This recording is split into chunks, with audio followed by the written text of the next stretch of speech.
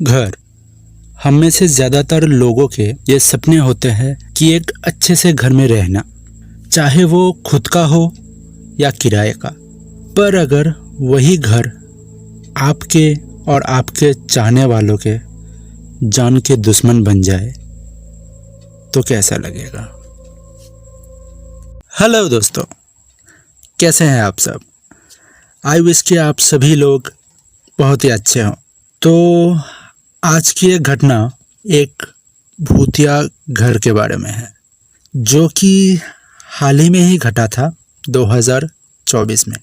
और ये घटना जिनके फैमिली के साथ घटा था उनका नाम है डेविड, और वो दिल्ली से बिलोंग करते हैं। तो चलिए दोस्तों, डेविड जी के ही ज़ुबानी सुन लेते हैं ये खौफनाक कहानी। मेरा नाम डेविड है, मैं दिल्ली का रहने वाला हूँ। मेरी ज़िंदगी में सब कुछ था, एक अच्छी खासी नौकरी, एक पत्नी जो मुझसे बेइंतहा प्यार करती थी, और हमारा प्यारा सा बेटा जिसकी मासूम चेहरे को देखते ही मेरे दिल को सुकून मिल जाता था। पर वो घर अचानक हमारे ज़िंदगी में आया और सब कुछ तहस नहस कर दिया। तो बात 2021 में शुरू हुआ, जब पहली बार मैं मेरे पत्नी से मिला था। फिर हमें एक दूसरे से ना जाने कब प्यार हो गया, और 2023 में हम दोनों ने शादी कर ली। शादी के 1 साल के अंदर ही मेरे वाइफ प्रेग्नेंट हो गई थी। बट उस टाइम में मैं बच्चे के लिए बिल्कुल ही प्रिपेयर्ड नहीं था, क्योंकि मेरे घर की हालत उस टाइम पे बिल्कुल भी सही नहीं था। उस वक्त हम गुड़गांव में रहते थे। तब मेरे पापा बेहद शराब पिया करते थे और हर वक्त गाली गलौज करते रहते थे। मेरा छोटा भाई वो भी उन्हीं के नक्शे कदम पे चलने लगा था, और इसीलिए मेरे माँ को भी काम में जाना पड़ता था। तो ऐसे ही हालत में एक दिन मेरे पत्नी ने मुझसे कहा कि हम हमारे बच्चे को इस माहौल पे बड़े नहीं कर सकते, उसका परवरिश ठीक से नहीं होगा। तो मैंने भी कहा, हाँ मुझे पता है, मैं जल्द से जल्द कुछ इंतज़ाम करता हूँ, और तब तक तुम अपने मायके चले जाओ। और उसने भी मेरी बात मानते हुए अगले ही दिन अपने मायके चली गई। उसके मम्मी पापा दोनों ही जॉब करते थे, और मेरे सासू माँ एक वेल नोन हॉस्पिटल में नर्स थी, तो वो मेरे वाइफ का अच्छा टेक केयर भी कर सकती थी। बहुत जल्द मैंने हमारे लिए एक नया घर रेंट करने का सोचा, और एक बढ़िया सा घर मुझे मिल भी गया, जो कि दिल्ली के ही उत्तम नगर में था। ये घर 4 BHK का था, पर इसका रेंट काफ़ी सस्ता था, सिर्फ 9,500 रुपये महीने का।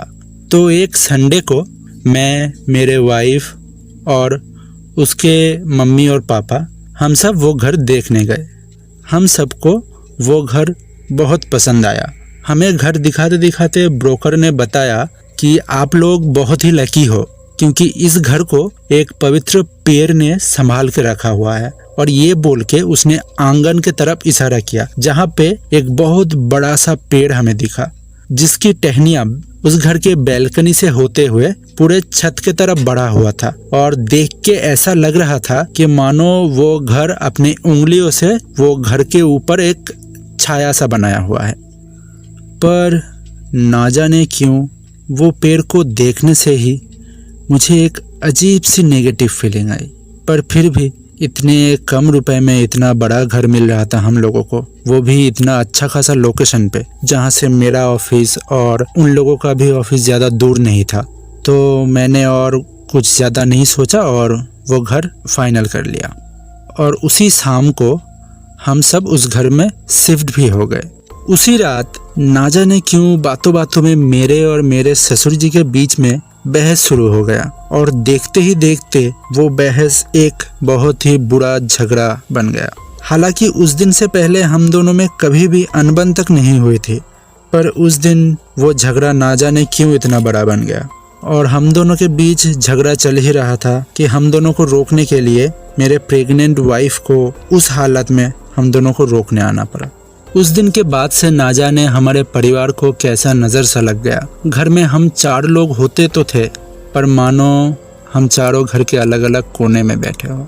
आए दिन घर में झगड़े वगैरह लगे ही हुए थे और इस बीच हम सब ने ये फील किया कि ये घर ना जाने क्यों बेहद ठंडा सा होता जा रहा है। चाहे बाहर कितनी भी गर्मी हो, अंदर मानो बर्फ पड़ने वाली हालत हो रहा हो। और ख़ास तौर पे मेरे जो सास और ससुर के रूम था, उन दोनों का रूम, वो जो पेड़ वाला बैल्कनी था उसके बिल्कुल साइड वाला रूम था, वो रूम इतना ज़्यादा ठंडा होता था कि उन दोनों को सोते टाइम ब्लैंकेट ओढ़ना पड़ता था, जबकि बाहर पूरी गर्मी का मौसम था। और सिर्फ यही नहीं, खाने पीने के सामान जैसे चावल वगैरह या कोई करी वगैरह हुआ, वो हम फ्रिज में रखते थे और 3-4 घंटे के अंदर वो चीज़ ख़राब हो जाता था। मानो दूध रख दिया हमने तो 2-3 घंटे के अंदर वो पूरा फट जाएगा। हम लोगों को बिल्कुल समझ नहीं आ रहा था ये सब क्या हो रहा है। एक बार तो चावल के जो पैकेट होते हैं वो खोले तो उसके अंदर से कीड़े निकले, जबकि वो बिल्कुल ही ब्रांडेड कंपनी का था। हम लोग जैसे तैसे उस घर में बस दिन काट रहे थे।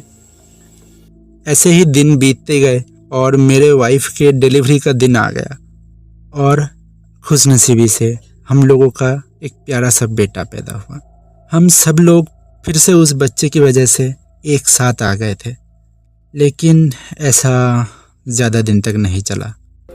जैसे ही हम सब वापस उस घर में आए, वापस से घर का माहौल ख़राब होने लगा।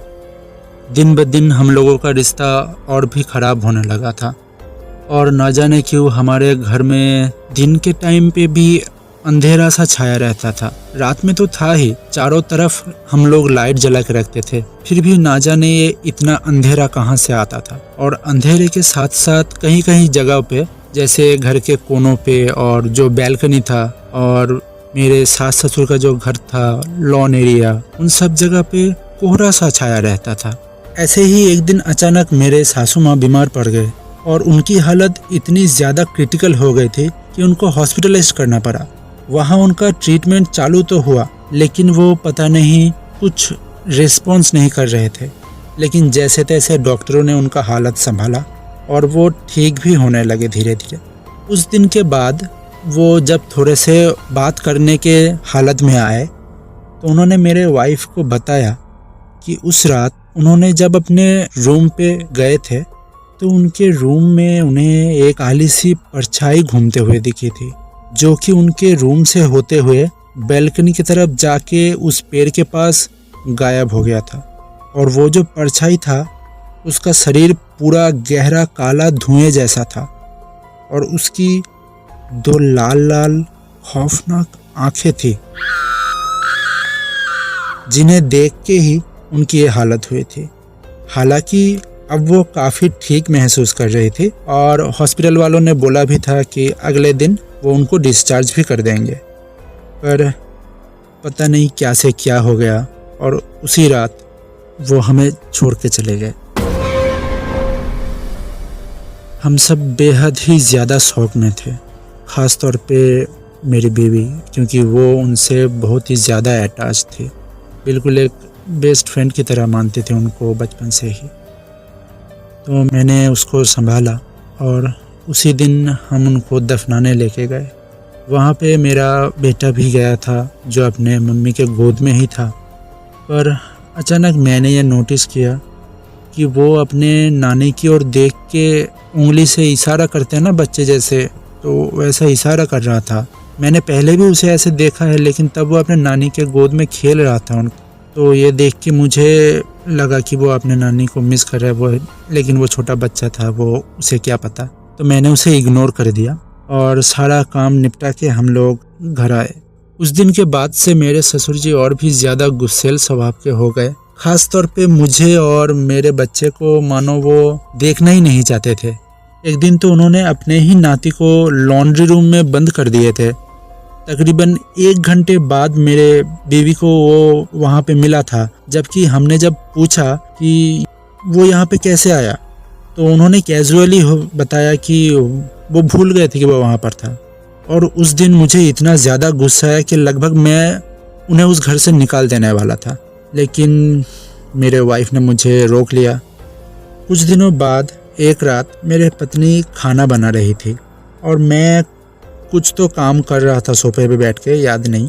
उसी टाइम पे वो मुझे चाय देने आई और तभी हम दोनों ने एक साथ एक काली सी परछाई जैसी आकृति को बैल्कनी के साइड से कमरे की ओर जाते देखा। और उस चीज़ को देख के हमारे तो पूरे शरीर में मानो जाम सा लग गया था। उस आकृति का सर एक घोड़े जैसा दिखाई दे रहा था और बाकी का शरीर इंसान जैसा, पूरा काला शरीर और चमकती हुई लाल आंखें। हम दोनों की एक साथ चीख निकल गई क्योंकि उसी रूम पे हमारा बच्चा सो रहा था। हम लोग दौड़ के उस रूम पे गए लेकिन वहाँ पे कुछ नहीं था, मगर वो रूम बहुत ज़्यादा ठंडा और कोहरे से भरा हुआ था। उसी रूम पे मेरे सासू माँ की एक तस्वीर लगाया हुआ था। जब हमने उनकी ओर देखा तो पाया कि उनकी आंखों में भी वो राक्षस जैसा ही लाल साया दिख रहा है और मानो वो हम दोनों को ही घूर रहे हो। हम लोगों ने एक और भी दिन वहाँ पे नहीं रुके और उसी रात को हम लोग जैसे तैसे अपना सामान पैक किए और दूसरे जगह पे शिफ्ट हो गए अगले ही दिन। मैं और मेरे वाइफ ने मिलके मेरे ससुर जी को सारा चीज़ बताया, लेकिन वो मानने को तैयार ही नहीं थे। उन्होंने कहा कि हम दोनों का वहम होगा कि ऐसा कुछ लगा हमें। और ख़ास तौर पे जब मैंने वो सासू माँ की फ़ोटो वाली चीज़ बताई, लेकिन हम लोगों ने उनका भी एक नहीं सुना और उन्हें भी वहाँ से लेके दूसरे घर चले आए। और आप लोग यकीन नहीं मानोगे, उसी दिन से ऐसा लगा कि मेरे ससुर जी वो पुराने वाले इंसान बन गए हो। उन्होंने हमारे सारे बातों पर यकीन किया। उन्होंने भी बताया कि उन्हें भी ऐसा लगता था कि उस घर में जब वो रहते थे तो पता नहीं क्यों उन्हें इतना ज़्यादा गुस्सा आता था। खैर, हम लोगों ने वहाँ पे ऐसे तैसे ही रहना चालू कर दिया और इस घटना के 1 महीने के अंदर ही एक दिन मेरे ससुर जी ने अचानक हम लोगों को एक घर दिखाने लेके गए और कहा कि मैंने तुम दोनों के लिए ये घर खरीदा है। हम दोनों तो बिल्कुल ही हक्का बक्का रह गए थे, हमें यकीन ही नहीं हो रहा था। उन्होंने कहा हाँ, मैंने मेरा पूरा सेविंग्स जोड़ के तुम लोगों को एक घर गिफ्ट कर रहा हूँ, तुम लोग आज से यहीं पे रहोगे। और उस दिन के बाद से हम लोग वहीं पे रहने लगे, एक खुशहाल परिवार की तरह। लेकिन उसके बाद भी मैंने वो पुराने वाला घर के बारे में थोड़ा जानकारी लगाया। वहाँ पे हम लोगों के जाने के 1 हफ्ते में ही दूसरा किराएदार आ गए थे, लेकिन वो लोग 1 हफ्ते भी वहाँ पे नहीं टिक पाए। और ये बात मुझे उस घर के नज़दीक में एक चाय की पटरी थी, उसके दुकानदार ने बताया। और वो जो किराएदार वहाँ से चले गए, उस दिन के बाद से आज 1 महीने से ज़्यादा हो गया है, वो घर वीरान ही पड़ा है। तो देखिए दोस्तों, थोड़े से पैसे बचाने के चक्कर में कम किराए में एक ऐसा घर लेने की क्या कीमत देना पड़ सकता है। वो तो अच्छा हुआ कि उनके बच्चे को कोई परेशानी नहीं हुआ, लेकिन क्या पता अगर उस घर में कोई और रहे, वो इतना खुशनसीब ना हो। तो आप लोग अगर नया घर खरीदो या किराए पे लो तो उससे पहले अच्छे से चेक कर लेना और जो पूजा पाठ वगैरह होता है वो ठीक से करा लेना। तो आज की स्टोरी यहीं पे होती है ख़त्म, लेकिन मैं दावा करता हूँ अगला स्टोरी बहुत ही जल्द आएगा। Okay, bye.